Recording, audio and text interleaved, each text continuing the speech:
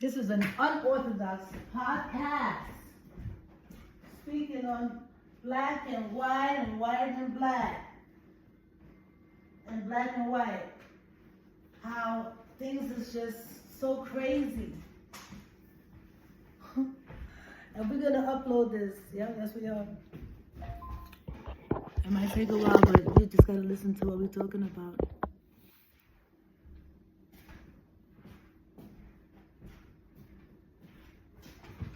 I think this will be too raw for some people. I don't think some people can take certain things.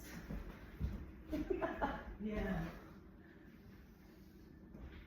Yeah, look how she went through the ball. That's her master son.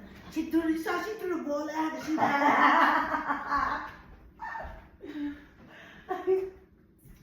Gosh. Me and Jenna, we're like sisters. I say we're sisters. I'm saying it for you guys to get comfortable, like sisters, so y'all won't be offended. And that's crazy, right? I shouldn't have to be trying to be like save people's,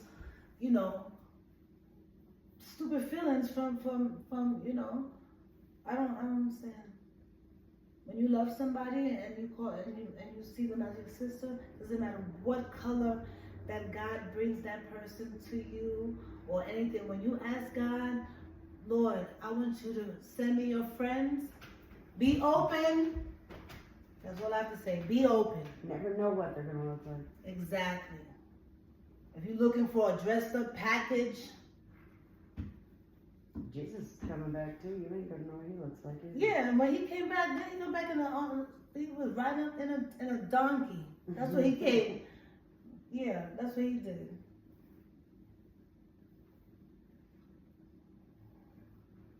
But my mother wasn't never like that. But my father, I don't know what it was. I don't know if he had any experiences in the South with Black Americans when he came to this country, but it wasn't a good one. And he spoke that on to me, and I'm first generation born here. He sure did. We lived on Fornham Road in the early 70s, and there's nothing but Jews in that area. I think it was like two, like this. Two what?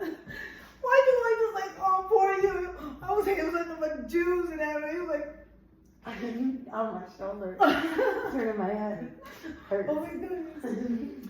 So, and it was two or three black families in that area. Yeah, and we had a doorman. It was like, I didn't know anything. I thought everybody lived like that. I thought when you're 5 years old, 4 years old, 7 years old, 8 years, you're not thinking, oh, this is nice stuff.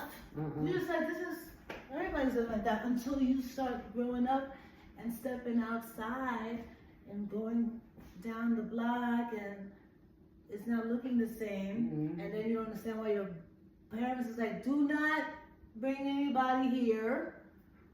You think it's like, why? Why she can't come to my house? Why? You don't want nothing missing, you want nothing broke. It's not So I was always like invited over there. I didn't tell my mother I was going. Right. I was just going. Because my mother was like, don't go to nobody's house and don't bring nobody here. You come straight home from school. But after I got maybe like 16, 17, I was just like trying to get out a little bit. Because my friends was like leaving their houses at 11 p.m. They was getting ready to go outside at 11 p.m. I wish I would come knocking on the door at 11 o'clock. When I was 12 years old, my mom and dad threw me a birthday party. They left and went to the house a couple blocks down that they were remodeling. Left me with a big jug of rum and a keg of beer. I had two of my friends get alcohol poisoning, and I had to call other people to come help me because my own parents wouldn't come help me and my friends was about to die. For your 12-year-old birthday? 12. I didn't even drink. All my friends was drunk. I didn't like it because I watched everybody else drink all the time. I didn't want it. What was that about? Like some type of initiation? It's just what they do. I've had several parties like that. Cops usually show up. At your birthday party. My birthday parties, yeah.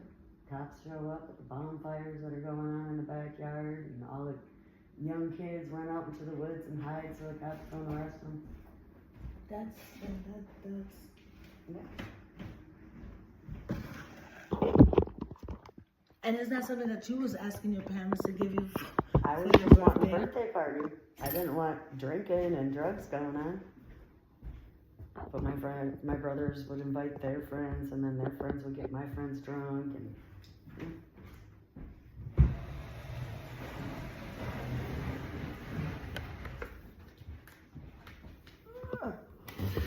Yeah, it's starting to get real.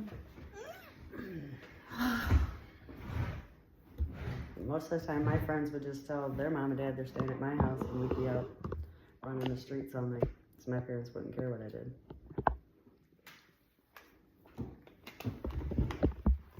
I wasn't hanging out with any black boys. And would they say that? Yeah. They would say that. They would say that to you. Well, they wouldn't call them black boys. Mm-hmm. Yeah, they're just straight up nigger.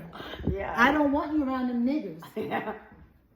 And when you first your experience with that, what was that about? Because I have similar.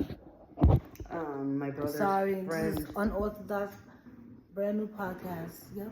My brother's friend was mixed. His mom was white and his dad was black. Mm-hmm. And they sent me up north, way up in the wilderness, to live with my brother, so I wouldn't be around black people.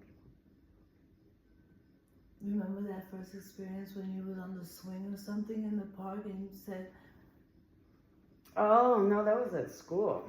The first time I ever met a black kid. yeah. He pushed me off the swing and I hit my head, and the teacher asked me who did it, and I told him the little N-word did. I didn't know any Yeah. difference, because that's what I was taught to call people who were dark skinned. Yeah, until my teacher taught me differently though. And I never said it again.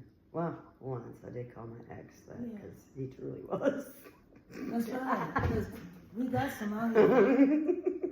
Yeah, what do we got out here, Jenna? Tell them what we got out here. Tell them that freaking N-word. What do we have out here? Oh my goodness. We say to each other. Yeah, I said that. That's allowed. I can even be the white nanny. Y'all want us to go that route. It gets really dark humor here, and it's funny, it's hilarious. You know, I have my own experiences that is the most bizarrest ever. Y'all see y'all see my complexion, right? Y'all see what I am. But okay, I'm first generation born here. Both my parents are from Dominican Republic, so I learned Spanish first, right? So I learned Spanish first, and my last name is McKelly. That was my father's last name. As a Hispanic man coming from Dominican Republic, they would say Makeli. They wouldn't say McKelly. They would say Makeli. Okay. There's a lot of those names that they switched it up, make it sound like Spanish. But anyway, and I went to a Catholic school from kindergarten all the way up. I'm like the only black female, and last name McKelly, like everybody's McDonald, McMurray, McNair. A bunch of Irish names. Bunch of Irish, and mine was too. And I was the only, until like the third grade, no, kindergarten first, to the second grade, the only black child there with the same last name, not speaking English. This is another thing. But was you in a black? Catholic school. But was you black? Was I black? I didn't know what was going on. No one told me who I was. No one said, listen, they asked you, and nobody asked nobody anything. Stuff started getting real when we started getting to like 6th grade, when it's sleepovers now. Because we all hanging out, we all friends or whatever. But I wasn't getting past an invitation card. Yeah, I wasn't getting past an invitation card. To stay the night? Yeah, for those type of events. And there was no other, like, there was like an Asian girl named Blossom Khan. That was her name, Blossom. And who else? And that was it. And her mother was not having anything, period. She would come pissed off, like she didn't want to even pick Blossom up from school because she had a business down the block from where I lived. So I used to always see Blossom after school. My mother used to always go to her. Her mother had a variety store. So Blossom would always be in the back doing her schoolwork and stuff like that. And we was like really cool, but my mother's Dominican, her mother's Asian. There was like, they didn't have nothing in, like, they can't even, my mother was barely speaking English, you know? So, and I didn't really hear Blossom's mother speak, period. She would just say, what do you want, hurry up and buy? No. So anyway, okay, there'll be a lot of that going on. You want free soda? Yeah, tell it to your impressions. You're not gonna do it. Oh, you're gonna leave me out there. All right. You see, they always do that. Look, the man, they always do that. They left me out here. Look, don't play it off. Let me tell you. I get it. She ain't say nothing. She ain't say. Well, we switch roles because she's beating the people on everything. She just let me talk and everything. I'm like, come on, don't say that N-word. She like, oh my God. What was I saying? So Blossom or whatever. But what I'm trying to say is, I didn't notice anything, right? And then I didn't even really care because I had a whole house full of kids when I got home because my mother done got everybody from her family to come to the States. And then guess where they lived? Your house? In my house. So this was a 2-bedroom now in the 70s and early 80s. Fordham Road area. And then I went to Tarrantine, St. Nicholas of Tarrantine, on University Avenue. So I didn't want to be with my cousins at all. I was trying to get away from, look, this is so crazy because I was trying to get away from being Hispanic. I just wanted to speak English. And don't you dare talk to me in Spanish in the street. I was like, oh, no. And I didn't even, it was so, like, my pronunciations was horrible at that time. But I did not want to speak Spanish at all. But I'm glad that I really felt like I had it mastered. Like, that's my first language, man. Don't speak. But it wasn't because of that. It was, I didn't want to associate myself because I didn't see anybody speaking Spanish around me. Just my family. And it was just like, oh my God, every time we spoke Spanish, everybody would be like this, staring. Everybody would be staring. And if you could understand, in the late 70s, who was here that was this complexion talking Spanish? Nobody. Dominicans started coming in the late 80s and the early 90s. In the late 80s and early 90s. And it was the fair ones. It was the fair ones. Yeah, y'all thought I was going to say white. Y'all not white. Right? Look, John was like, right? I ain't either, though. No, stop. So she said she not either. She's too much. But no. So yeah, man, they was doing a lot. And my cousins, like, I was already pissed off that I would get up to want to put a certain sneaker or shoe on or stockings on because we wore uniform. But they was in public school, so they would just get up and just wear everything. They wouldn't even, like, knock on the bathroom. I'm leaving. Can I wear this? Nothing. But that's how it was in DR. Nobody's asking you. They don't even care if it don't fit you. They know it's clean. That's one thing. Nobody's putting on no dirty nothing. But and that's it. So I didn't know who I was. I was, and then when I was like, Mommy, I was begging my mother to put me in public school. Mm-hmm.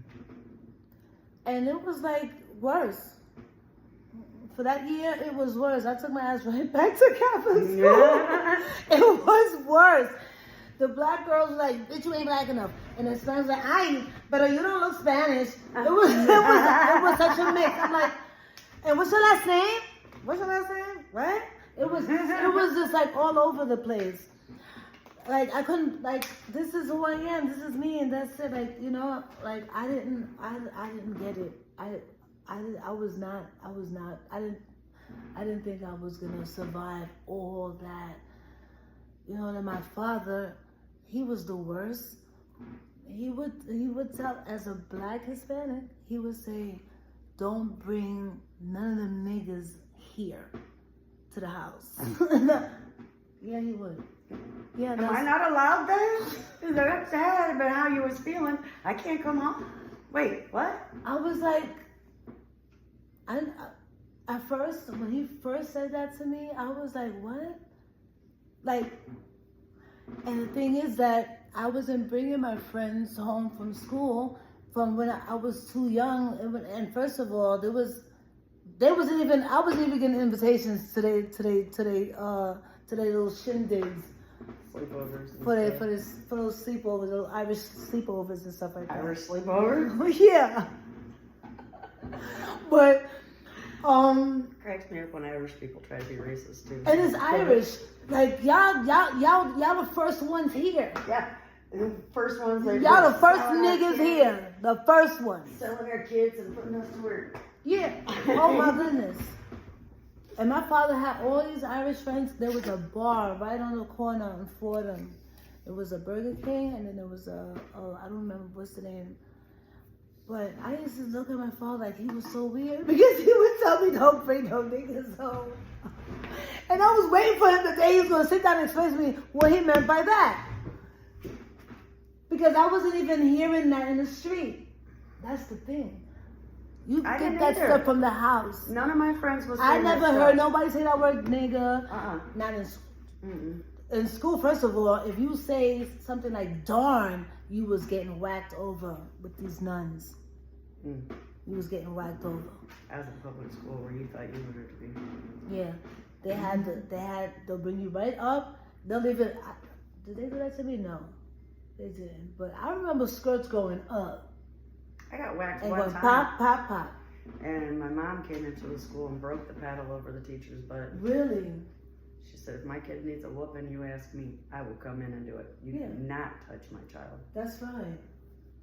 You know? It's crazy. And she said, oh no, especially with this has got holes in it. How do you, come here.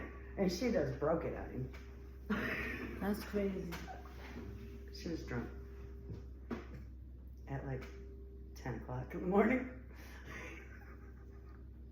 I'm still getting over, Jenna said that you was 12. Yeah. You was 12. She was 12 when her dad, not your mom, your sister's dad, right? Mom and dad. Mom, got me. you say, I already did. yeah. This thing. Oh. Didn't For the new viewers, Oh. they just came on the chin. Let me have a birthday party with a keg and a fifth of rum. Bacardi. Dark. Party dark. A couple of my friends got alcohol poisoning. And the thing is that One girl was snorting, what the heck is that? Pixie sticks. pixie sticks? What's Candy. that? She was snorting. She was snorting candy. She must have saw somebody doing that Yeah. and thought that that's what they was putting in their nose. I don't know. I ain't never seen nothing Snorting like that. pixie stick candy. She is I remember that. so You bad. opened it. Oh, it was so good. I used to leave it right there in my tongue. I mean, I've accidentally inhaled it when I've poured it in my mouth. Yeah, But because it's not like a in my powdery. mouth. It's like Right. really. Could you imagine putting that through your nose? Oh my gosh. What, she probably was running around the house all the time. She was crazy. Yeah, I think she was the same girl that got the alcohol poisoning. Her name was Mary. Oh wow. Mary Lopez. Mm. All my friends were Spanish. Look at that. I'm telling you, where I lived, there was no kid. There was no such thing as your kids outside playing. It was none of that. When it started getting more, it was getting more diverse. Not more diverse. When it just Hispanics and blacks started coming in, then you started seeing like kids playing in the front and stuff like that. And my mother, she was the type. I couldn't go outside for anything.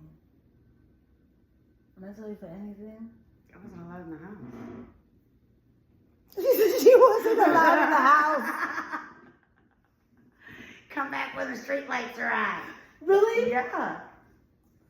Yeah, well, I What literally the- grew up drinking out the hose. You wasn't allowed to come in the house to get a drink. You drank out the hose. If you had to pee, you went in the woods. You wiped with a leaf off a tree. Be careful. This is what poison ivy looks like. That's, yeah. And don't come back. We're drinking, partying. We don't know what's going on here. I did come back one time and they had this needle and they stuck it in the table. I'm like, what are they doing with that? And they took this little ball of black stuff and put it on the head of the needle and lit it on fire. And they put a glass over top of it and let it fill up with smoke. And then they were going, I'm like, what are they doing? And it smelled like incense. And then when I got older, I realized what it was. It was opium. Oh, wow. We had a dog named Crystal T. Crystal tea. Yeah. Crystal tea? Meth. Crystal T. That's what they call it? Back in the day, that's what they called Oh, okay. And did you know that's what it. Nope. Not until I was an adult. you was calling that dog in the street? All the time. Crystal tea. Yeah. You was? Oh, yeah. Fucking. Yeah. If she wouldn't listen, I would call her Crystal T. You know, you got to give the first and the middle name. She had paperwork. She was a full-blooded German Shepherd. She had paperwork. Her birth certificate said Crystal T. Morrissey.